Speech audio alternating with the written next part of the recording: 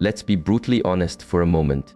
You should not step into your children's home if you're not braced for the chilling realization in their eyes. You are no longer the center of their universe. The hard truth is that your once celebrated arrival might now register as a disruption. That in the world they've built, your pace feels like an anchor. This is a quiet heartbreak that countless parents experience, often when it's far too late to protect themselves. We have a silent agreement in our society not to talk about this pain. The pain of becoming a ghost at the table, of shifting from a foundational pillar to a weekend obligation. You poured your entire being into raising them. Your dreams were deferred. Your sleep was sacrificed. Your energy was a blank check you wrote for their future. And you did it out of a love so fierce it defined you. It was your identity. But their growth, their independence, that very success you championed, it created a world where they no longer need you with that same desperate, all-consuming urgency. And here's the secret no one dares to whisper. It's not that they don't love you.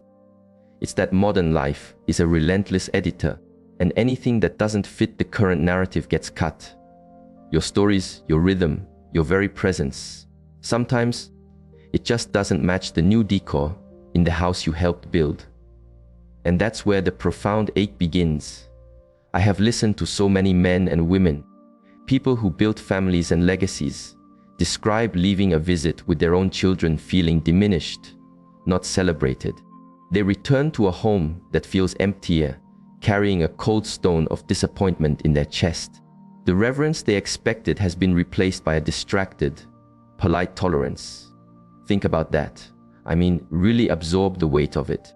You arrive with a heart full of stories, maybe a gentle piece of advice, and you're met with half smiles, with eyes that dart back to a glowing screen.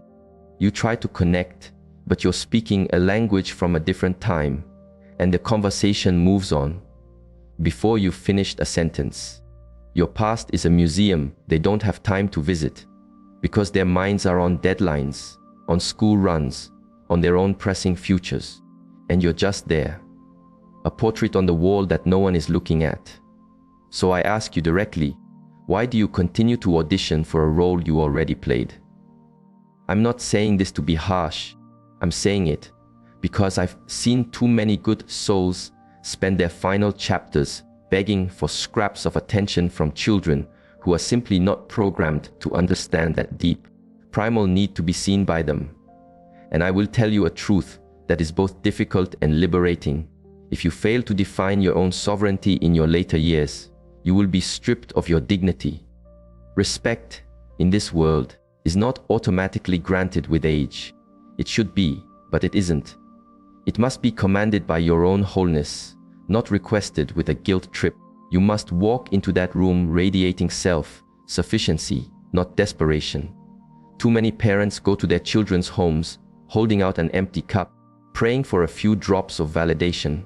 Tell me I did a good job. Tell me it was all worth it.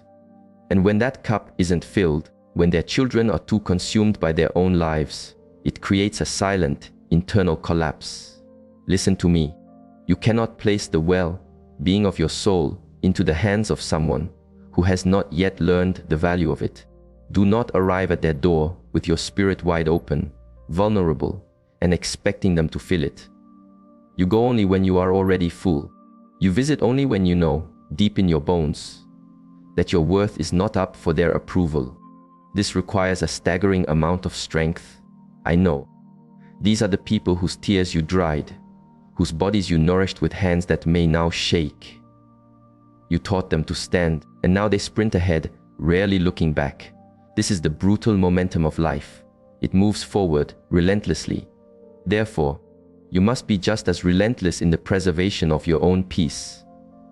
I have witnessed people wither in their golden years, not from illness, but from the slow poison of disappointment. The emotional dividend on their parental investment wasn't what they'd envisioned.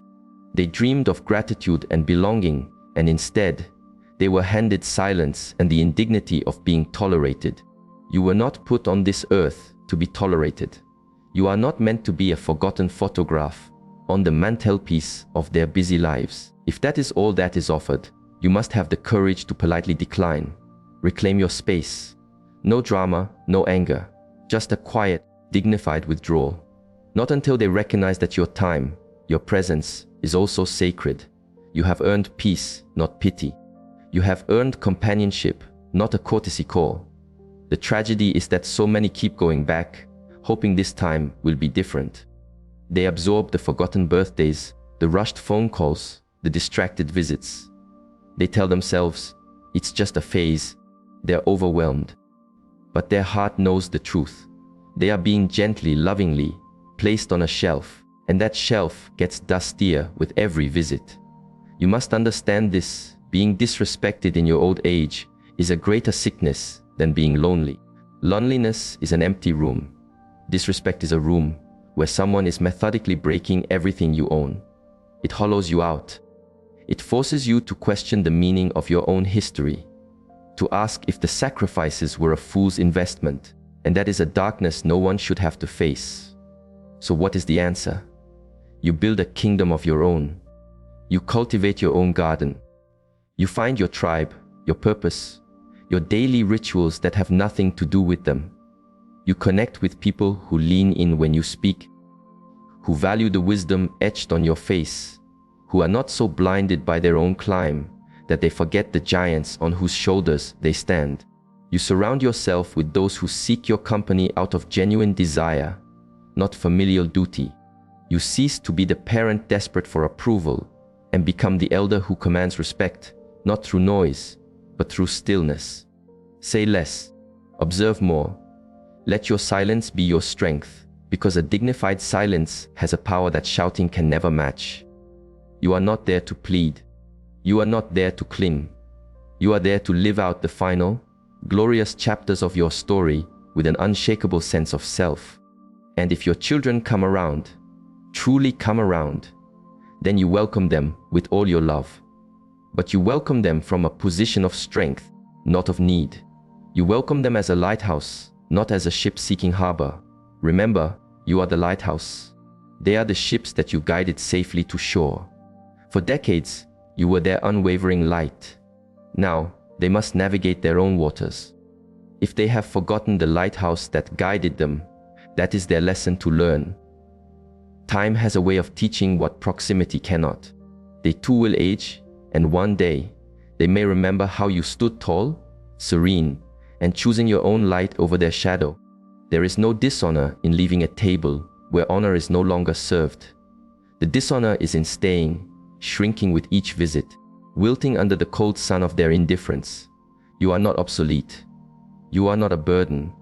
You are a masterpiece of survival, a library of wisdom, a soul of a depth that shallow waters cannot comprehend.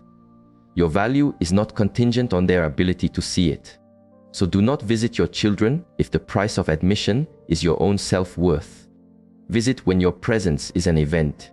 Visit when your stories are requested. Visit when you are seen not just as a parent, but as the powerful, resilient, and complete individual you are. And until that day comes, you must live brilliantly. Find a new trail to walk. Mentor a young person who is hungry for knowledge. Write your story. Laugh from your belly. Learn a new dance. Fill your home with music. Make friends who show up. Brew your tea. Sit in the quiet sunlight and smile. Because you are no longer waiting to be needed to feel alive. And if these words strike a chord, if you recognize that familiar ache, know that it is the sound of your own strength calling you home.